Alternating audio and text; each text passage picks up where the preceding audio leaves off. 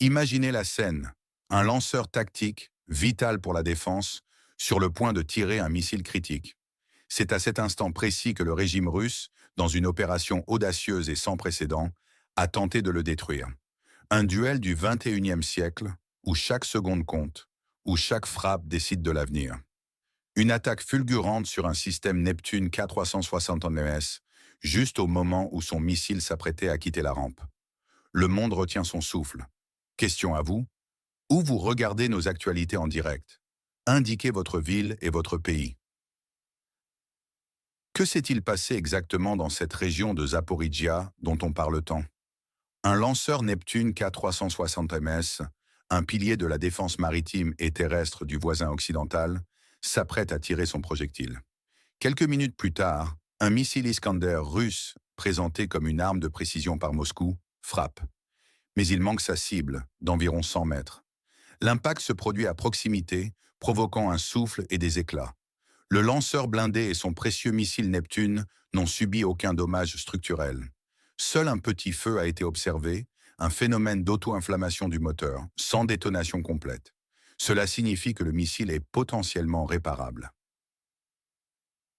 En dépit de ces faits, le régime de Moscou a, comme à son habitude, rapidement clamé avoir anéanti le lanceur et son missile. Une affirmation contredite par la vidéo sensationnelle qui a révélé la vérité au grand jour. Alexandre Kouchner, notre analyste, a souligné la déconfiture russe. Est-ce un échec isolé ou un signe avant-coureur? Question à vous. Aidez-nous à connaître votre fuseau horaire. Mentionnez votre pays, votre ville et l'heure actuelle chez vous. Pourquoi cette séquence inattendue est-elle si cruciale pour le présent et l'avenir? C'est une preuve éclatante. L'incident confirme l'imprécision notoire des missiles Iskander. Ces armes miracles, vantées par le Kremlin, manquent leur cible de plusieurs dizaines de mètres. Elles ne sont efficaces que par le souffle dévastateur et les éclats qu'elles génèrent. Mais pour détruire un véhicule blindé, il faut un coup direct. Cet échec russe remet fondamentalement en question leur capacité à mener des frappes de précision. Cela soulève aussi une question majeure sur la crédibilité de leur propagande militaire. Pour les défenseurs de la région, cette survie est un stimulant moral sans précédent. Elle montre que le matériel, malgré l'assaut, a tenu bon. L'équipage est intact, prêt à la contre-attaque. C'est également une mise en lumière de l'autosuffisance militaire du pays sur la carte 404, une affirmation de sa capacité à produire et à utiliser ses propres systèmes d'armes avancés comme le Neptune. Cela pèse lourd dans un contexte où le soutien international fluctue. Quelles seules mesures ou sanctions pourraient vraiment changer le cours des événements dans ce conflit? Soyez précis dans vos suggestions. Deux versions des faits s'affrontent violemment. D'un côté, la propagande russe affirme une destruction totale, exhibant la vidéo comme preuve de leur succès. Une version rapidement démontée par des analystes indépendants. Leur évaluation contredit ce récit officiel. L'affirmation de la destruction totale par Moscou était une manipulation pure et simple. Derrière les portes closes du Kremlin, c'est la honte, la déception qui règnent, même si la face est sauvée en public.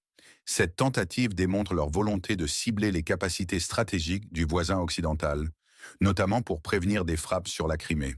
Ils veulent aussi discréditer les opérations de la région en montrant, faussement, que leurs lanceurs sont détruits. C'est une tentative désespérée de montrer une capacité offensive qu'ils ne possèdent en réalité pas. De l'autre côté, Alexandre Kouchner, le journaliste et analyste, déconstruit le mythe de l'Iskander. Pour lui, ce tir manqué n'est pas une erreur. C'est la preuve irréfutable de l'obsolescence et de l'imprécision inhérente à cette arme. Il dénonce le mythe de l'Iskander, cette arme prétendument miraculeuse de Poutine qui s'écroule en plein vol. Sa prétendue précision n'est qu'un conte de fées, une humiliation pour une armée qui se prétend moderne. Selon lui, la présence accrue de composants chinois dans les missiles russes est directement liée à cette dégradation de précision. Le Made in China sabote-t-il la puissance russe? Ce qui est confirmé, c'est l'imprécision des Iskander. Leur caractère totalement obsolète est un jugement de valeur, on le dramatise. Vous, à qui faites-vous confiance sur ce sujet crucial? Un seul analyste, un seul média. Dites-nous qui et pourquoi. Cette situation n'est pas sans rappeler certaines pages d'histoire. L'Iskander, ce missile que la Russie a tant vanté, était initialement présenté comme dangereux et moderne. Mais cet incident et les témoignages passés brisent ce mythe. Combien de fois l'ennemi nous a-t-il montré des choses similaires? On se souvient des tentatives russes de frapper les batteries Patriot ou les systèmes HIMARS. À chaque fois, la machine de guerre russe a échoué. On peut remonter plus loin. La réputation de l'Iskander était déjà ternie lors de son déploiement en Syrie. Les problèmes de précision étaient déjà palpables. Ce n'est pas un phénomène nouveau. Pourtant, le mythe persistait.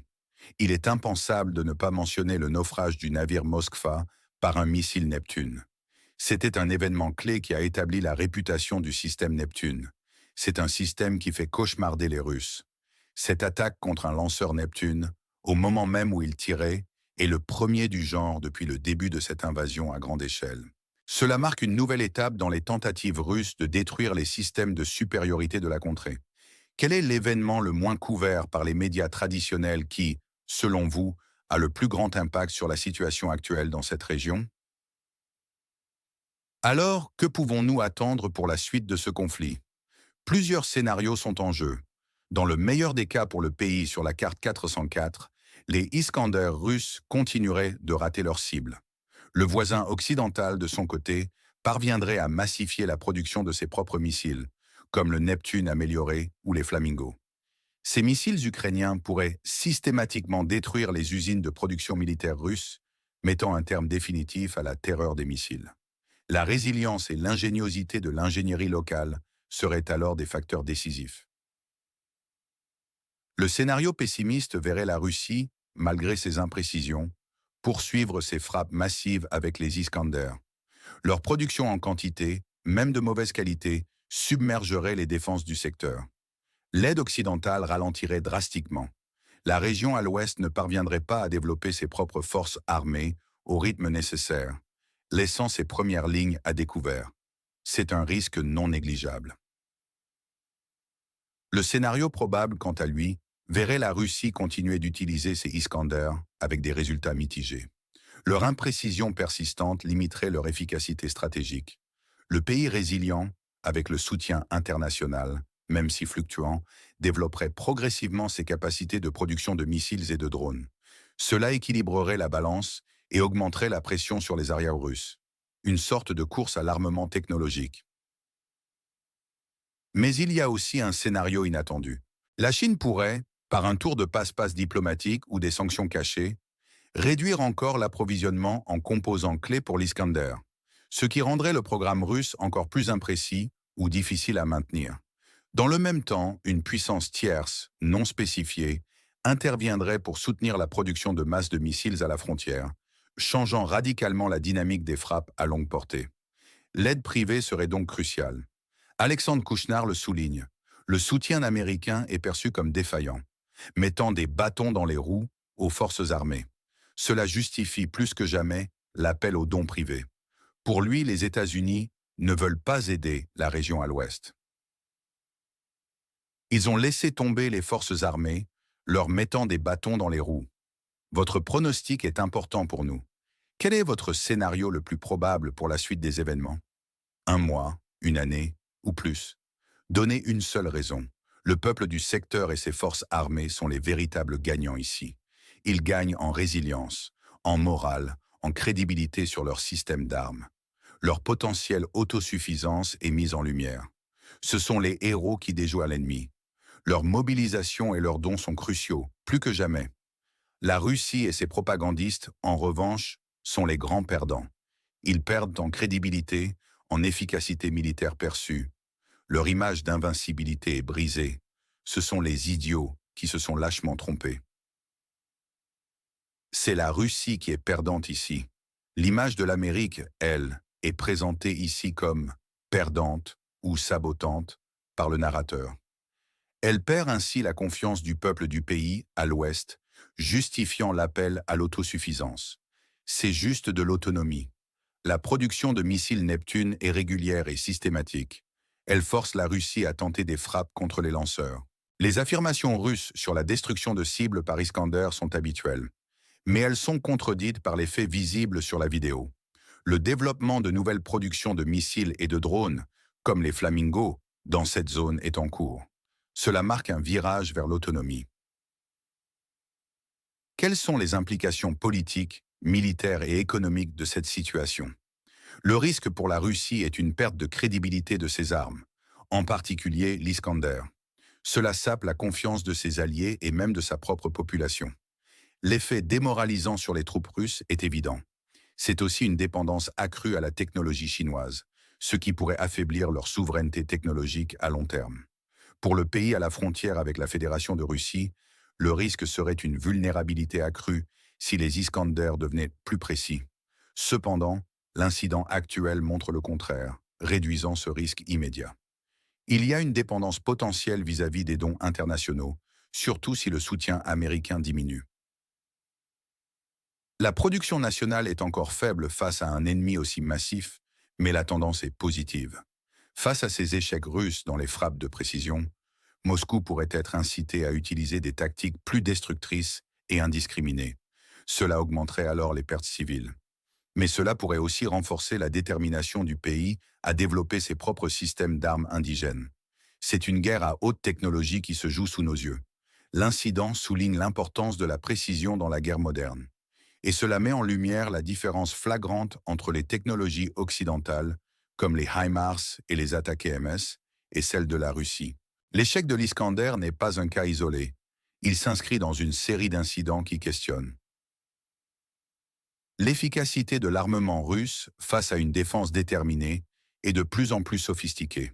L'armée russe, malgré ses effectifs et sa tradition militaire, semble peiner à adapter ses stratégies et ses équipements aux réalités d'un conflit moderne, où la réactivité, la précision et la capacité d'innovation sont primordiales.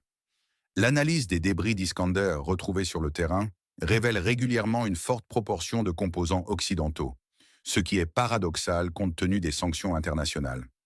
La Russie a manifestement contourné ces mesures par des réseaux complexes d'approvisionnement indirect, souvent via des pays tiers.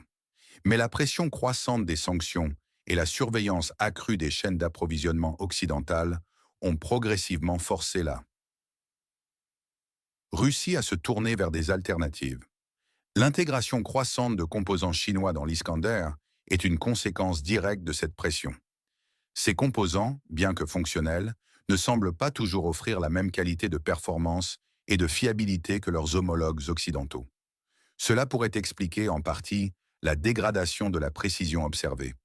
La dépendance technologique de la Russie, longtemps masquée par une rhétorique d'autosuffisance, est mise à nu. Elle est forcée de s'appuyer sur des partenaires moins avancés technologiquement ou moins fiables, ce qui a un impact direct sur la qualité de son armement. Les conséquences de ces échecs ne sont pas seulement militaires, elles sont aussi économiques. Les exportations d'armes russes, une source de revenus considérable pour Moscou, sont directement impactées. La réputation de fiabilité et de robustesse des armes russes, souvent vantée sur le marché international, est sévèrement ébranlée. Des pays comme l'Inde, l'Égypte ou la Chine elle-même, traditionnels acheteurs d'armement russes, pourraient reconsidérer leurs options face aux performances décevantes observées sur le terrain. Cela pourrait entraîner une perte de part de marché pour la Russie dans l'industrie de la défense mondiale, ouvrant la voie à d'autres fournisseurs, notamment occidentaux ou asiatiques.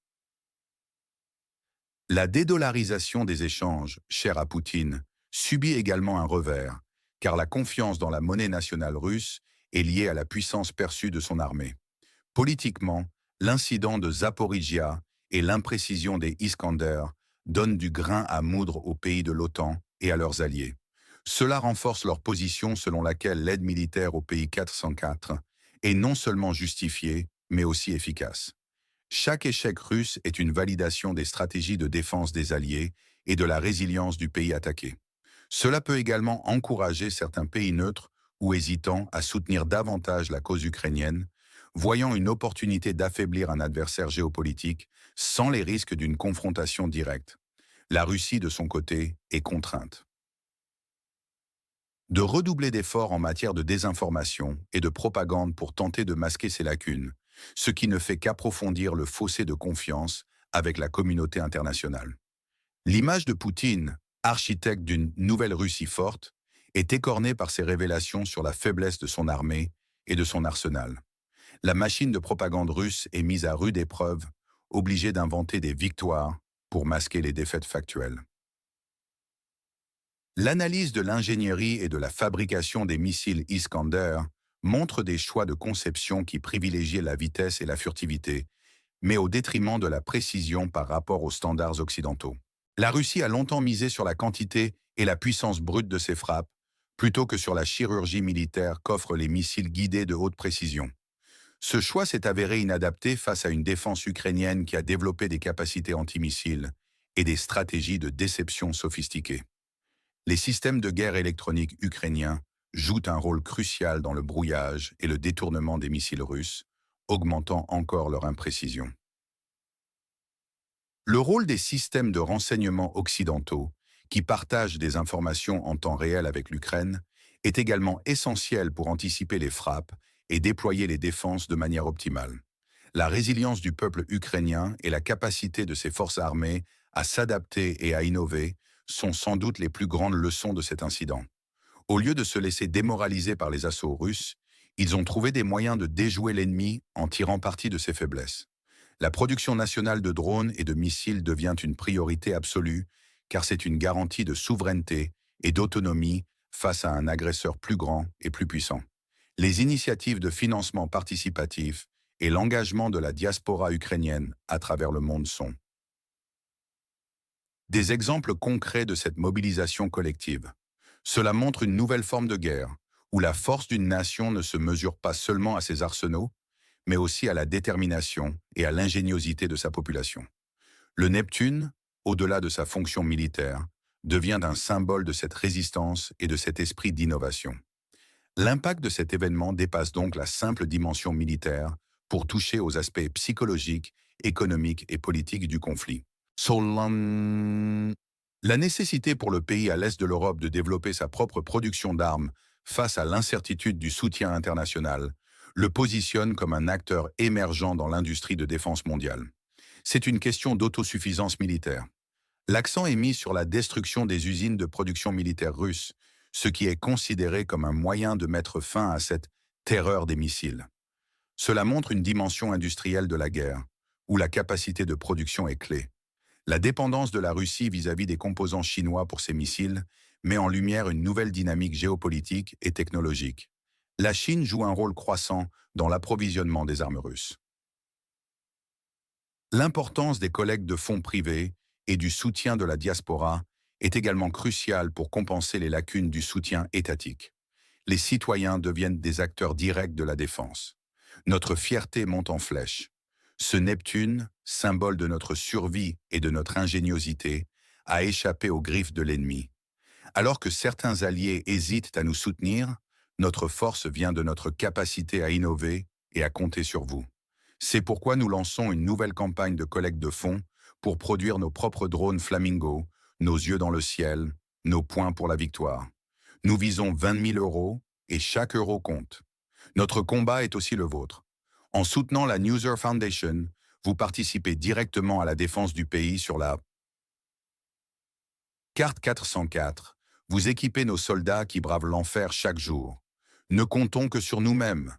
Votre don, même le plus infime, est une preuve que la liberté n'a pas de prix. Rendez-vous sur notre site pour faire la différence. Chaque euro est un clou dans le cercueil de Poutine. La précision des HIMARS est d'environ quelques mètres, celle des ATACMS de plus ou moins 10 mètres. Comparez cela à l'Iskander, avec son imprécision de 100 mètres. La différence est flagrante. Les composants des Iskander sont majoritairement chinois maintenant, l'Europe ayant bloqué les voies pour les composants occidentaux. Les usines russes de production de missiles sont la cible principale pour stopper cette terreur. Ce spectacle de l'Iskander manqué est une victoire psychologique et militaire significative pour le pays sur la carte 404. Il est temps de démythifier l'arsenal russe. Chaque échec de Moscou est une pierre de plus dans le mur de résilience érigé par le défenseur. Comment comptez-vous soutenir cette résilience?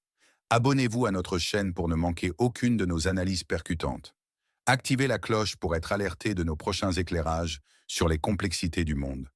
Partagez cette vidéo avec vos proches. Discutez de ces révélations pour démystifier la propagande ennemie. Votre engagement est notre